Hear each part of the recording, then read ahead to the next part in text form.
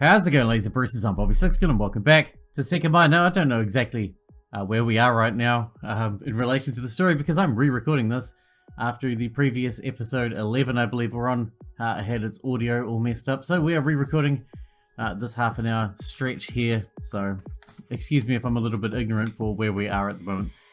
Let's get to it, shall we? Do you think I could have time traveled? Huh? I don't know. It's not so easy to believe. You think you did? I think so. Having experienced it myself makes me doubt that anything else could have happened. I see. How was it? Did it hurt at all? Oh no, it was immediate. Did I really disappear from your perspective? Yeah, I thought I must have imagined it somehow, but my first impression was that you instantly vanished. I actually ran up to the cabinet thinking you might have fallen inside, but I could only see the grey Sekimeiya. If anyone else had said that, I would have kept in mind the possibility of doubting them. It could have been a deliberate lie to make me think that I teleported when they knew what had truly happened. But I had to take Shiroya's experience at face value. If I'd intended to think of an alternative to time travel, not only did I have to explain my own experience, but also hers. Another reason why I believe I might have time traveled was that it led me to understand why you didn't find anyone on the 6th floor earlier. You saw me next to the offices and thought I'd moved there, right? Oh, that's right. When I got back, you were next to the elevator again. I was going to bring it up, but you looked a bit nervous and I thought something might have happened. So you were the one who brought the elevator up. It seems so. Travelling to the past had caused her to not find the person she'd been looking for, but it had required very specific circumstances. For our second search, everyone was watching over a floor, so it was unlikely something like that would repeat. I'm sorry, if I hadn't brought up coming here, this wouldn't have happened. You don't have to apologise for that. I wanted to come too. Are you sure? Nothing has happened to us yet, but depending on what's really going on, we might be in danger. Someone is dead. That'll be okay. I feel horrible about what happened to Naomi, but it is likely she was involved with the plan in some way. There's no reason anyone would try to hurt us. But we're searching for the culprit, right? That might have been a motive. They killed Naomi in front of security cameras, so we won't be able to feel safe anywhere. And there's also this weird teleportation. Not only that, but a lot of things don't seem right, do they? How did the Sekimeiya disappear just now? Well, the cabinet must have been opened with the key. But nobody could have. And if someone did, it'd mean that it had to be one of us. Or I guess either Sai or Akuro. You were looking at hallway A, right? That sounded reasonable from her point of view. She wouldn't have kept track of Sai and Akuro while she was looking through the hallway B rooms. Yeah, but that's not really the case. Sai, Akuro, Katai, Erina, Isla, and an unknown person could have still done it. When I went to look inside the mechanical room, Katai, Erina, and Isla were looking at hallway A. During that time, they had the chance to enter the event room. It would imply, though, that they were either working together or threatened not to speak by the other. Similarly, if they didn't keep watching the hallway or were working with an unknown person, that person could also have had the opportunity to enter unseen. That sounds very unlikely, though, and it means that they've had Naomi's key since before we found the body. But what you said about Sai and Akuro doesn't make much sense either, because the Sekimeiya we found in the storeroom in hallway A, Sai and Akuro were looking through hallway B, so they could have opened the cabinet by picking up the key from Naomi's body and then going to the event room. But then they couldn't have left the Sekimeiya inside one of the hallway A rooms. Yeah, their only way to achieve that would have been by cooperating with Katai and Erina. When I was in the mechanical room, either one of them could have entered the event room knowing that the hallway B companion had unlocked the cabinet, or maybe they let them hide it. So in the end, the only possibilities are either that Katai and Erina are the culprits, worked with them, or were told to keep quiet. Nobody could have hidden it in the storeroom without being seen by both of them, and Isla too, I suppose. That's right. And if it's true that no more keys exist, and they weren't threatened, they must have been behind what happened to Naomi. They wouldn't have been able to unlock the cabinet otherwise, unless they cooperated with someone from hallway B. At least 3 people are lying to us or nothing makes sense. That was the conclusion we'd come to, and Shiroya looked pretty defeated. What you said earlier, that nobody from hallway B could have hidden the Sekimeiya in the storeroom, could they have had a way around that? I considered that it could have been Sai. He entered the storeroom and acted like he'd found the Sekimeiya inside, when in reality, he had it on himself the whole time. That's the only way I can think of, but it's not really possible. Technically, Sai had a way to keep the Sekimeiya on himself without being seen, by putting it in his hip pack. However, We talked for a bit before he went to examine hallway A, and when he entered the 2 rooms, his back was facing us. I'm sure that if the Sekimeiya had been there, one of us would have noticed. It would look bulkier than normal. You're probably right. You would have had another way to keep it hidden. So the only possibility is that Katai and Editor did it while you weren't there. I think so. They must have had the key on themselves before we found Naomi, and only Katai could have killed her. However, Katai can't be the culprit alone, since he wouldn't have been able to get to the Sekimeiya before I went to the mechanical room. By that point, he was already with Edina and Isla. When I left the mechanical room, Edina told me that nothing had happened, so again, either she was working with Katai, or she was threatened to keep quiet. Nothing works involving someone from hallway B as a single culprit, and the only other possibility could be an extra person threatening Edina and Katai to keep quiet.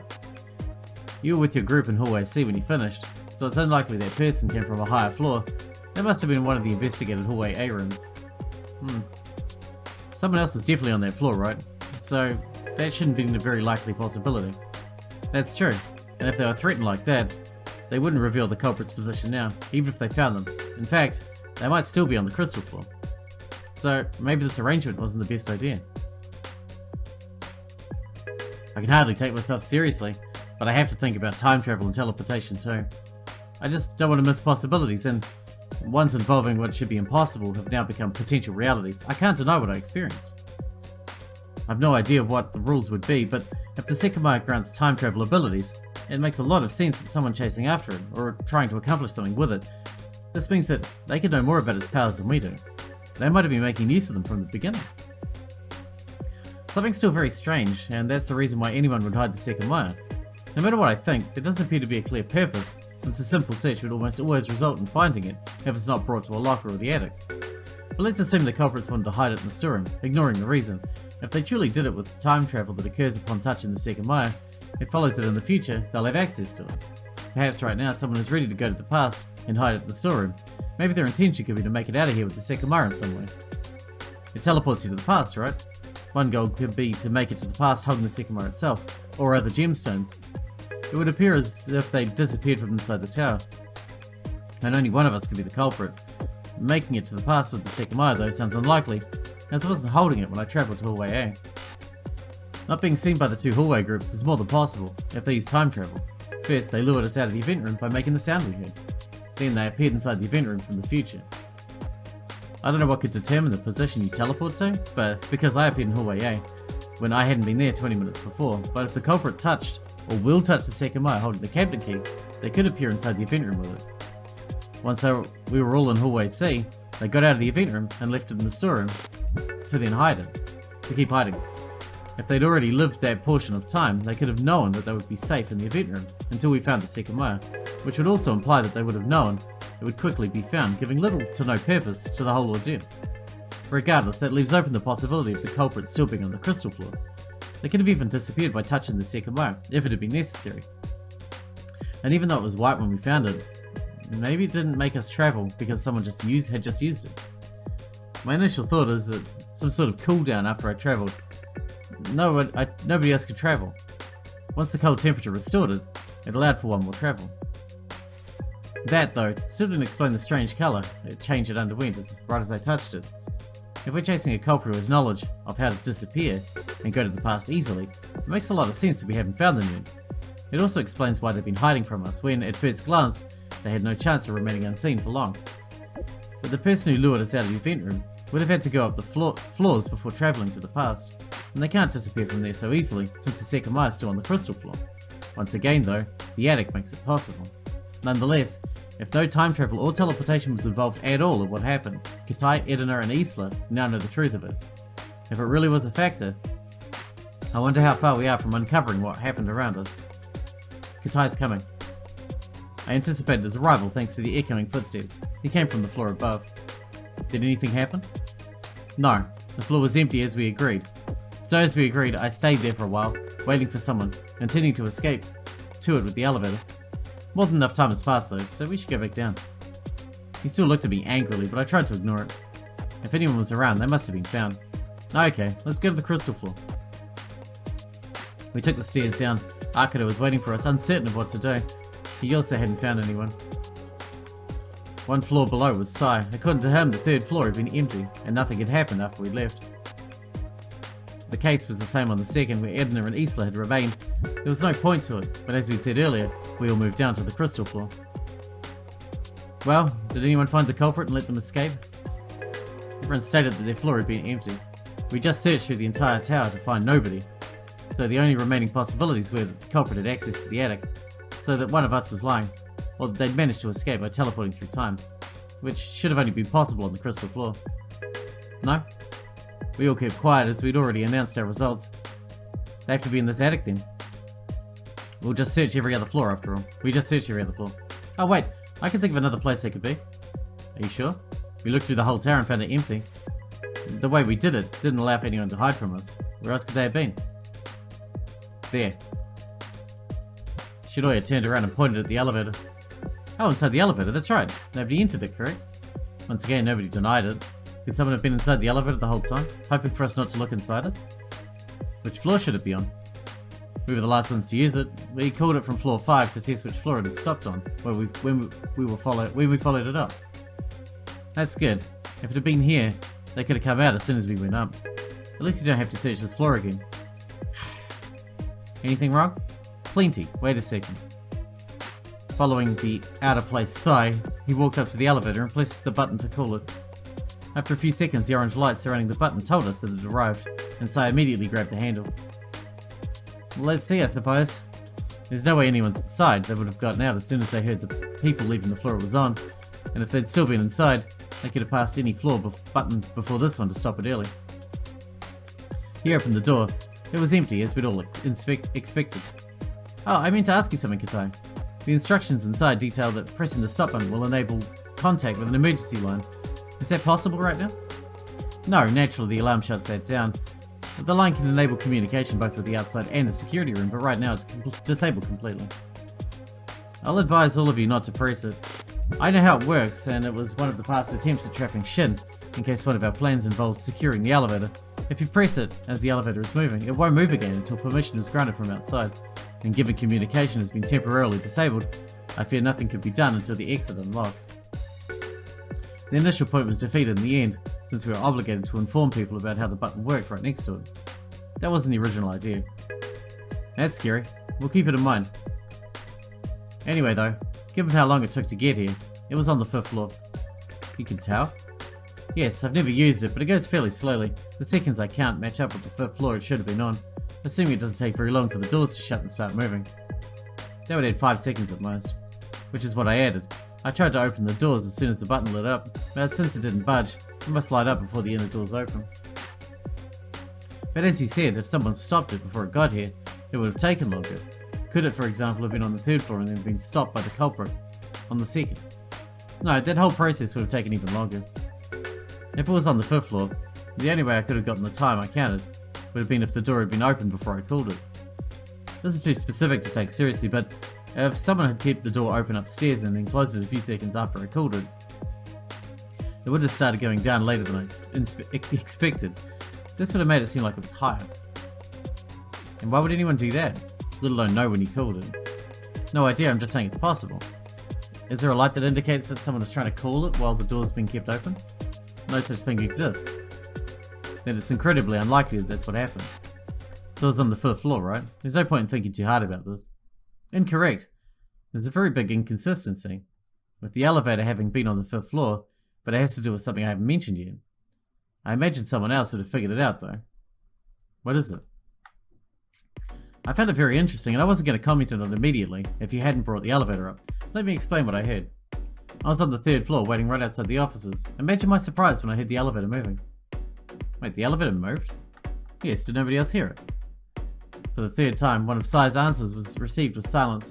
Personally, I hadn't heard anything. This is very strange as I heard the elevator 3 times. Did not even one of you hear it? The 4th quickly came. Nobody else had heard it. So you heard it 3 times and didn't follow it? Yes. I didn't know if it was going up or down, and we'd agreed to stay put. I also didn't want to take potential bait. It's unfortunate no light indicates that the door's open on another floor either. That would have let me know which floors it had stopped on by counting the seconds as soon as I heard it moving. But 3 times? Surely something must have been happening. Who remained on each floor above me? Edna and Isla remained on the 2nd floor.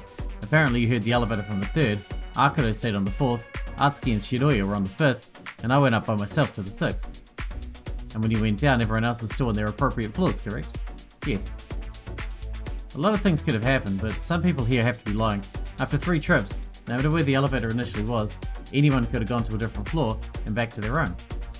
Yeah, 2 trips would have been required, and the 3rd one could have been them calling the elevator for the first time. That's wrong, such an order could not have happened. The elevator was on the 5th floor, right? I could have only heard somebody called it from underneath. If I could have called it from floor 4, I wouldn't have heard it. So if Edna and Isla called it, and then I heard it 2 more times, the elevator would have stopped under me. Oh yeah, if you heard it from floor 3 2 times, once it was below you, it would have stopped on either floor 1 or 2. And right now I just determined it was on the 5th. That couldn't have happened. If anyone above me used it, I would have heard them calling it. The strange thing is that I heard it 3 times, and I'm sure of that. This is the big inconsistency I was talking about. Even if someone above me used it, I would not have ended up on the 5th floor, since I heard it 3 times. It was there initially, right? The first trip was the elevator going down, then it went up, and then down again. There's no other combination that works, of course, yet the elevator ended up above me. We were a bit speechless, unaware of how to take all that. Edna, Isla, and Arcado, are you sure you didn't hear the elevator even once? I didn't. Me either. But the first time was almost unnoticeable, so it's easy to think we missed it. We were very far from it. I'm sure I didn't hear it either. But how strange is that? I heard the elevator 3 times, so it must have been on floor 4 and 2, also 3 times. Be honest, are you just making this up? I'm sure I would have heard it at least once if it went through the floor I was guarding that many times. There's a way you would have missed it only once, but it's almost as unlikely. What are you talking about? You're right in saying that the elevator couldn't have been on floor 5 initially, if you heard it 3 times. This means that if that really happened, it must have been on floors 1 or 2 at the start. As an example, it could have been on the 2nd floor, and the first time it was used it went to the 4th. Then from the 4th it went to the 2nd, and from the 2nd it went to the 5th. Just now that told us the elevator had arrived, was the button lighting up. We didn't hear any sound, so if it stops on your floor you won't easily notice it. So Edna and Isla couldn't have noticed it at all, and Arcado would have only had the chance to notice it when it went to the 5th. And we wouldn't have heard it either when it stopped on ours. Hang on though, that doesn't explain anything. Nobody got off on my floor. Yeah, I'm certain nobody got off on ours either. We were next to the partitions, keeping an eye on the elevator from a bit away. We might have missed the button lighting up, but not someone getting out. Yeah, I get that. This means that whoever was inside the elevator didn't open the door when they came to a stop. What would be the purpose of doing that then? They're only alerting us that they're moving. I don't know. But understand that you hearing the elevator 3 times already confirms that someone moved the elevator before we began the search. It's confirming the presence of a 9th person. It couldn't have been on the 5th floor, right? It was on one of the first 2 floors. Why would the culprit move it like that when it's only telling us that they're here? Maybe it really was on the 5th floor. It's not completely impossible. You heard it 3 times, Si, and they put it below you. When we all came back here, the culprit got out and sent it to the 5th floor before we called it. That we wouldn't have heard it no matter where it was. It could also be that it moved 4 times and you missed one. That'd solve everything easily, excluding who moved it, of course. You know what I find to be the most likely scenario? That you're all deaf. These situations you're all presenting are ridiculous, so let me detail what probably happened. When I entered the storeroom and found the Sekimeiya, the rest of you remained in this hallway next to the elevator. Someone, probably Katai, must have called it here, knowing it would be unnoticeable. Excuse me, blaming me again for something that doesn't make sense? Yes. It could have been Arcado, Atsuki, or Shiroya, anyone who later searched above me. There could have been a reason behind that. That to give off the illusion that it was impossible for anyone above me to have used the elevator, I don't know. But this relies on knowing that we'd separate through each floor our positions, and that you'd hear the elevator and not follow it. Yeah, which is very unlikely, right? It's also possible a hidden culprit moved it down before our search started, but the truth of the matter continues being that we looked through this entire building and found nobody else. The sound we heard is no confirmation of anything. I'll continue. Once we're all set, Katai used the elevator. He first got it up to the 6th floor. That was the first time I heard it. Then he took it down. Nobody saw the elevator stop on their floor, but that's fine if he stopped here. I heard it 3 times, no matter what happened. So that means that it must have gone down at least once. Since Edna and Isla didn't see anyone coming out of the elevator, the times it went down must have been onto the crystal floor. Afterward, Katai took it back up to the 6th. He knew it should have initially been on the 5th, so he sent it back here. That's not at all what happened. and I'm sure I would have noticed that the elevator wasn't only one floor below, due to how long it would have taken to arrive. I just can't wait to show you the security footage once this is all over to see your stupid face. I also really don't believe we would have missed the elevator 3 times. Shidoya's right, it must have been a faint sound, but we were paying attention right next to him. I agree, no way we would have missed him. All I can say is that we didn't hear anything, and that nobody stopped on the 2nd floor. It's very clear, right? He's just making this up. Most likely, the elevator was where it should have been after all. There's probably no inconsistency. Just in case, all of you take a hearing test after we're out. At least one of you has to be lying, that's for sure. According to what you heard, someone got off here, right? Yes. And we know what the reason would be. We didn't lock the cabinet the last time, so someone must have realized that they had an easy way to the Sekimeiya. Let's see if it's there then. If it's not, that'll give you some credibility. Of course, we're in front of the stairs, so there was no reason to hurry. Let's see what we find. That time, all of us went to the event room. We just looked through every single floor, and even through some things that still didn't make sense. It felt pointless to guard the exit. We entered through hallway A. As soon as we set foot inside, the status of the Sekimeiya became apparent.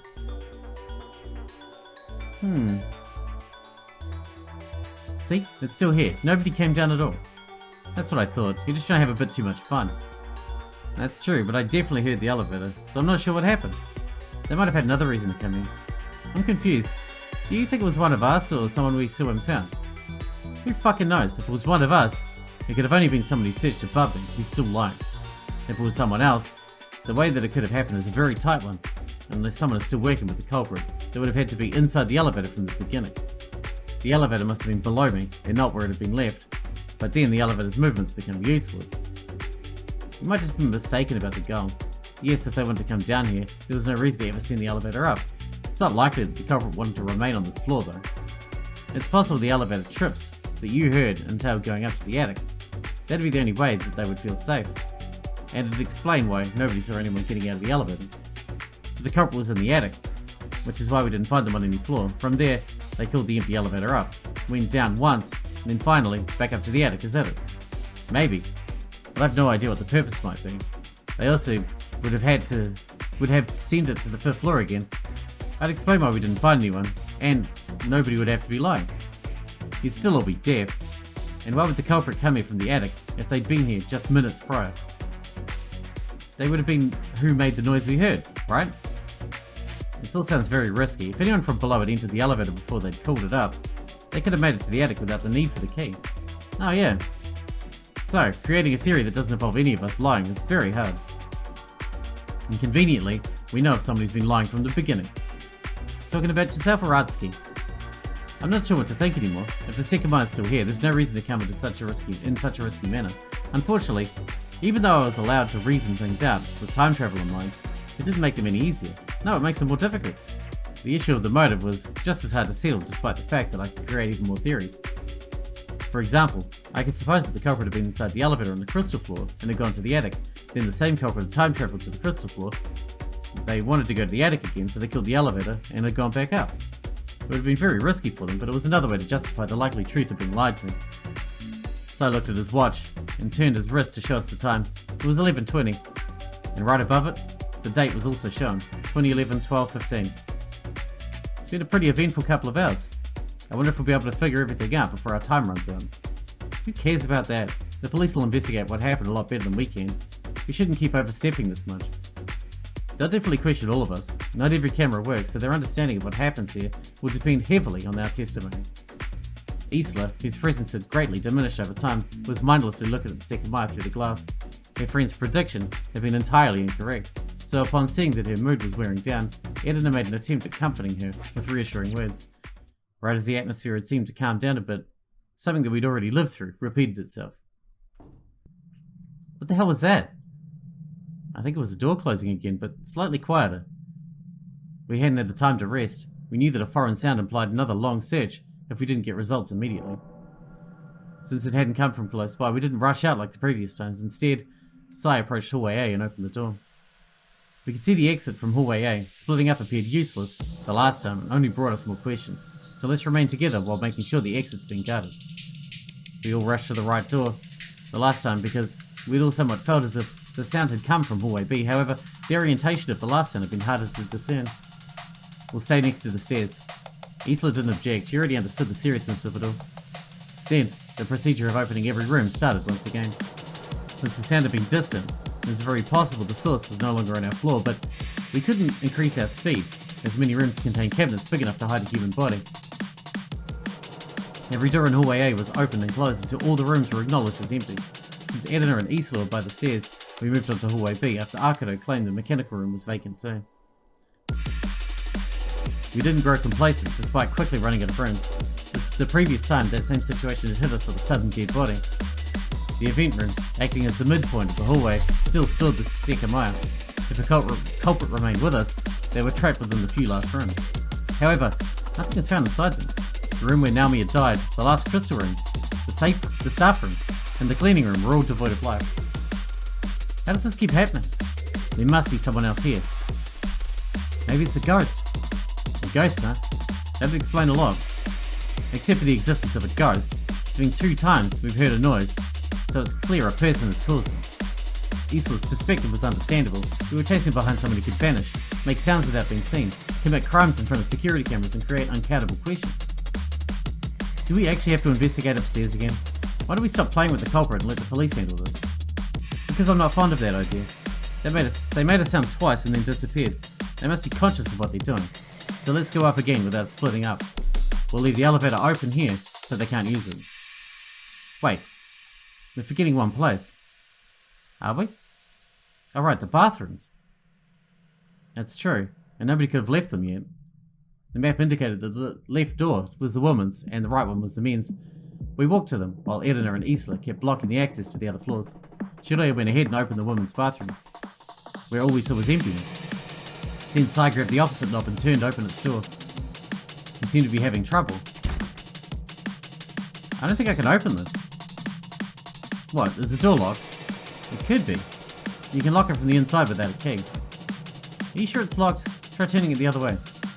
Sai didn't even try it. He was clearly sure it wouldn't open and started to think about the implications of what Katai had said. There's someone inside. I suppose there must be. Hey, open the door! You don't have any way to escape. We'd all seen what's behind that door. There was nothing that could serve as a way out, so even if someone inside intended to wait, the police would end up breaking the door down. Sai crouched, trying to see through the lower gap of the door. There's barely any space. I was hoping I could see shoes or signs of a person. Can you open the door for us, Katai? Now that you mention it, I might be able to. There was a keyhole next to the doorknob indicating that it was possible to unlock the door without the manual inner lock. There's a key that unlocks all the bathrooms, but given it in case an accident happens or someone locks themselves inside for too long, but I've never used it. Which also means that someone with that key could have locked the door from the outside. Yeah, it's not a guarantee that someone's still inside. Every employee should have a key. I'll go check if I can find the one in the security room. I think I recall seeing it in the drawer. Okay, we'll wait here. Katai went off to hallway A, while the rest of us remained in front of the door. I'll bring this to the security room. I don't want it to stay here. On his way, he grabbed the empty suitcase and disappeared with it. Taking it might have been a good idea because it would make it harder for the culprit if they wanted to retrieve it at some point. So, if there's nobody inside, it'll mean that Naomi's killer likely took the bathroom key from her alongside the cabinets. And you think Katai did it, right? If I had to pick someone, it'd be him. I wonder if he had the key on himself the whole time or act as if he found it in the security room. Didn't he ask earlier to search everyone for a key? We could have found it. Yeah, but at that point, this door wasn't locked yet. He might have not known that he'd use it later. And even if we found it, he would have known its purpose and he couldn't have claimed it as his own. But he couldn't have been the one to lock it, right? It must be related to the sound we heard. He definitely had a chance. It's likely someone above floor 3 took the elevator here, remember? Katai was on floor 6, and he's most likely the person to have killed Naomi. He just said that every employee is given this key, so whoever locked the door might have gotten it from somewhere else. That's true, but everything keeps placing more and more suspicion on Katai. First, let's see if anyone's inside. If we don't find anyone, Katai will be the most likely suspect once again. Why do you think so? If he locked this door, even if nobody's inside, he must have been trying to hide something. He wouldn't have told us how to unlock it. Assuming he comes back with the key, the other likely possibility is that it was done by an unknown culprit who keeps escaping from us. So maybe they locked the door with the key they took from Naomi for the sole purpose of making us lose time in front of an empty bathroom. It's that smell again. Smell? Oh, you're right, it's faint, but I smell it too. The same as before. You say that, but I don't think it ever faded away. I kept noticing it slightly as I looked through the rooms. We all visibly smelled the air. I didn't notice it greatly, but it somewhat resembled the strange smell from before. Shortly, we spotted Katai coming from the hallway. As soon as he made eye contact with us, he showed us he had something in his hand. It was a silver key. I was in some shock for the first time we noticed it, but I feel like I've smelt this before. Really? I don't feel that way at all. I think it's this one. It's not like any that Naomi had. Oh, of course not. This doesn't mean that her key must have been stolen. If that's what you're thinking, I doubt any employee would keep it on themselves, with how rarely we use it. Fine, just try to open the door. Katai sighed and introduced the key into the little keyhole. It turned, indicating that he'd picked the correct one. The door made an unlocking sound, and Katai proceeded to place his hand on the knob and timidly open it.